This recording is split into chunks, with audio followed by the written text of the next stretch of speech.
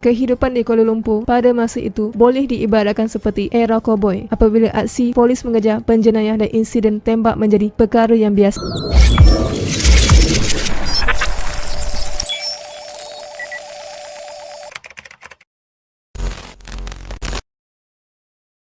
Jika sebut nama Botak Chin kepada mana-mana orang muda di Malaysia hari ini, mereka pasti terpinga-pinga. Tetapi, bagi generasi lama, nama terbabit semestinya amat diingati apabila ia seringkali menjadi sebutan di dada akhbar dan poster wajah yang paling dikehendaki. Seperti beberapa negara lain di Mexico, Jepun, Rusia dan Itali yang terkenal dengan budaya kumpulan gangster, Malaysia turut tidak ketinggalan. Ketika itu, akhbar tidak pernah kering dengan laporan rompakan bersenjata oleh kumpulan gangster yang diburu secara besar-besaran oleh pihak berkuasa. Antara gangster ternama yang sering disebut-sebut adalah seorang lelaki bernama Botak Chin. Ramai yang tidak tahu, nama sebenar Botak Chin adalah Wong Swee Chin. Dia dilahirkan pada 1951 di Kuala Lumpur dan mempunyai 10 orang adik-beradik. Botak Chin mendapat pendidikan rendah di sebuah sekolah rendah jenis kebahasaan Cina di Sentul sebelum menyambung pelajaran di sebuah sekolah menengah Inggeris. Dia hanya belajar sehingga usia 15 tahun sebelum berhenti. Dalam usia yang masih mentah, Botak Chin mengambil upah sebagai pembantu pasar borong di Jalan Tun Ismail selama setahun dan ketika itu pergaulannya bertambah luas. Walaupun cuba menjalani kehidupan biasa, Botak Chin pernah dibelasah oleh ahli kongsi gelap gara-gara tidak mahu membayar wang perlindungan. Peristiwa itu telah mengubah kelakuan dan sikapnya. Dia tekad untuk memajukan diri dan mula belajar ilmu seni mempertahankan diri. Misinya adalah untuk membantu dan membela mereka yang teraniaya. Dalam masa yang sama, dia cukup berhati-hati mencari rakan yang sangat dipercayai. Agak keterlaluan apabila Botak Chin menganggap dirinya sebagai Robin Hood moden kerana sikapnya yang sering membantu golongan miskin dan teraniaya. Dia kemudian terlibat dalam sebuah kongsi gelap dalam usia belasan tahun. Kumpulan pertamanya adalah Geng 360. Tingkah laku Botak Chin berubah setelah bergaul dengan orang yang lebih dewasa daripadanya. Dia lebih matang dan berani jika dibandingkan dengan remaja seusianya. Setelah kematian ibunya, Botak Chin semakin liar. Dia lebih gemar melepak dan tidur di rumah rakan-rakannya. Dia turut melakukan jenayah kecil-kecilan bersama rakan-rakannya seperti mencuri, mengugut dan sebagainya. Agak sayang sekali apabila ujian perubatan yang dilakukan terhadapnya ketika dia masih kanak-kanak mendapati Botak Chin sebenarnya adalah seorang yang bijak.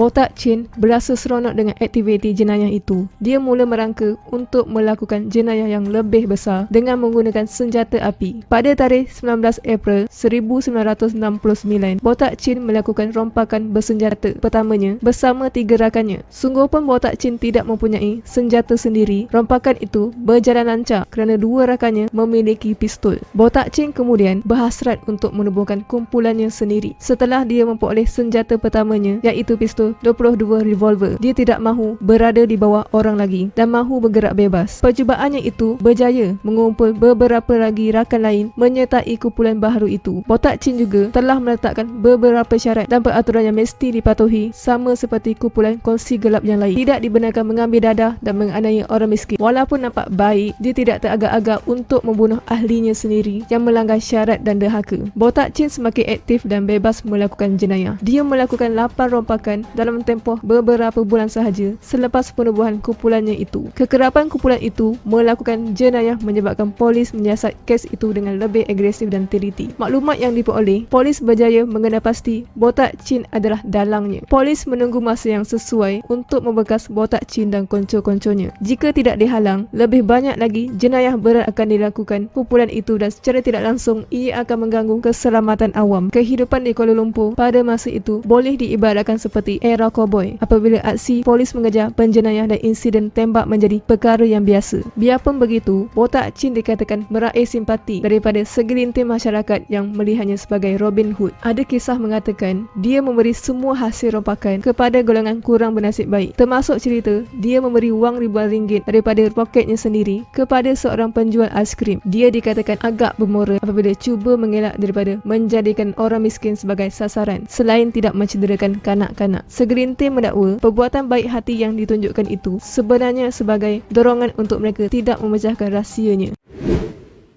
Polis berjaya menjejaki dan menumpas kumpulan itu. Botak Chin akhirnya ditangkap dan seterusnya menyaksikan kumpulan yang baru ditubuhkannya terkubur begitu sahaja. Berdasarkan kepada maklumat dan bukti kesalahan yang dilakukan, Botak Chin tidak terlepas daripada hukuman atas jenayah yang dilakukannya. Dia didapati bersalah dan dijatuhi hukuman penjara 7 tahun. Botak Chin dibebaskan daripada penjara pada tahun 1974. Dia cuba mengubah kehidupan seperti orang lain dan tidak mahu terjebak dalam dunia jenayah. Kesungguhan awalnya dilihat dengan sanggup bekerja sebagai penjual sayur. Bagaimanapun, kesungguhan itu tidak bertahan lama kerana Botak Chin tidak sanggup hidup dalam kesempitan dan kekurangan wang. Keinginannya untuk mendapatkan kekayaan dengan lebih cepat dan pantas sukar dibendung. Botak Chin kemudian sekali lagi mengumpul ahli-ahli yang boleh dipercayai. Pada April 1975, ahli kumpulan pertama yang ditubuhnya iaitu Seh Chai, Ah Wong dan Pak Ko Chai telah bebas dari penjara. Langkah pertama Botak Chin adalah mendapatkan senjata api untuk menjayakan segala perancangannya yang dirangka. Sebulan kemudian, dia telah ke Thailand untuk urusan mendapatkan senjata api melalui bantuan seorang rakannya. Setelah beroleh senjata, Botak Chin tidak menunggu lama apabila membuat rompakan di sebuah pusat perjudian haram di Sentul pada 2 Jun 1975.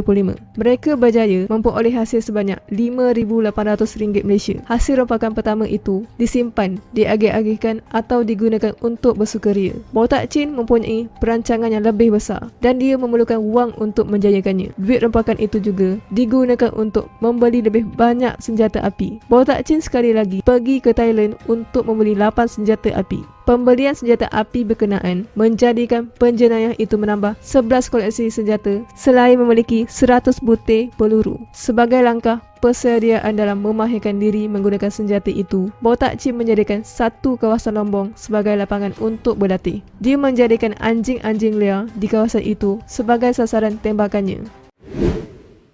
Pada 20 Julai 1975, kumpulan penjenayah itu melakukan satu rompakan bank di Jalan Imbi, Kuala Lumpur. Mereka melarikan sebanyak RM95,000 Malaysia. Jumlah itu kemudian dibahagikan kepada ahlinya sebanyak RM25,000 seorang. Belum reda kes rompakan itu, Botak Chin melakukan rompakan di sebuah rumah ibadat di Jalan Kolam Air sebagai sasarannya. Kumpulan itu hanya merompak beberapa pemain mahjong dan bukan keseluruhan orang ramai yang berada di situ. Kumpulan penjenayah itu melarikan wang tunai sebanyak RM10,000, barang kemas dan beberapa barangan berharga. Pihak polis mempergiatkan lagi operasi memburunya. Dalam usaha memanteras kumpulan itu, Timbalan Ketua Siasatan Jenayah Kuala Lumpur pada ketika itu, Deputy Superintendent S. Kulasinggam, diberi tanggungjawab mengetuai pasukan untuk memburu Botak Chin. Botak Chin menjadikan Kulasinggam sebagai sasaran apabila kumpulan itu melepaskan 18 das tembakan ke kereta pegawai polis yang berhenti di lampu isyarat Jalan Davis Jalan Keliling pada 22 November 1975. Kulasinggam terselamat daripada serangan itu apabila terus memadu ke Balai Polis Ceras yang berada tidak jauh dari lokasi kejadian.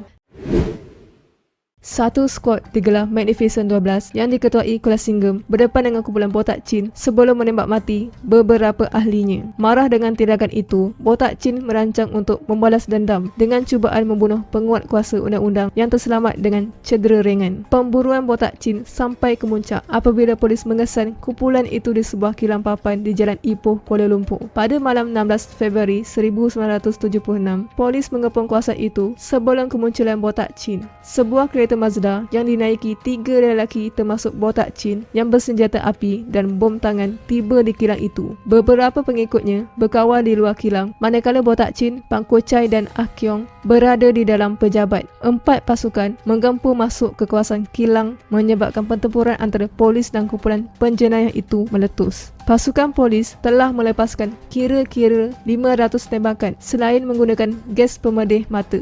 Pak Ko Chai dan Ah Kiong maut dalam kejadian itu, manakala Botak Chin cedera terkena tembakan di kaki dan tangan kanannya. Botak Chin akhirnya menyerah diri kepada polis. Dia ditahan selama setahun dan menjadi tertuduh pertama mengaku bersalah atas dakwaan memiliki senjata api dan peluru mengikut Akta Keselamatan Dalam Negeri yang membawa hukuman mati mandatory. Ketika ditahan di penjara Pudu, dia Dia cuba melarikan diri namun gagal. Biarpun mencederakan 3 pengawal penjara. Namun, apa yang pelik, penjara terbabit dihujani dengan surat dan panggilan telefon daripada peminat wanita. Botak Chin ada membuat rayuan hingga ke peringkat Privy Council dan dia berbicara semula pada 1 April 1980. Namun, Botak Chin tetap didapati bersalah pada 16 Mei 1980. Rayuannya yang dibuat di Mahkamah Persekutuan dan Lembaga Pengampunan juga ditolak. Pada waktu subuh 11 Jun 1981, Botak Chin dihukum gantung di penjara Pudu pada usia 28 tahun.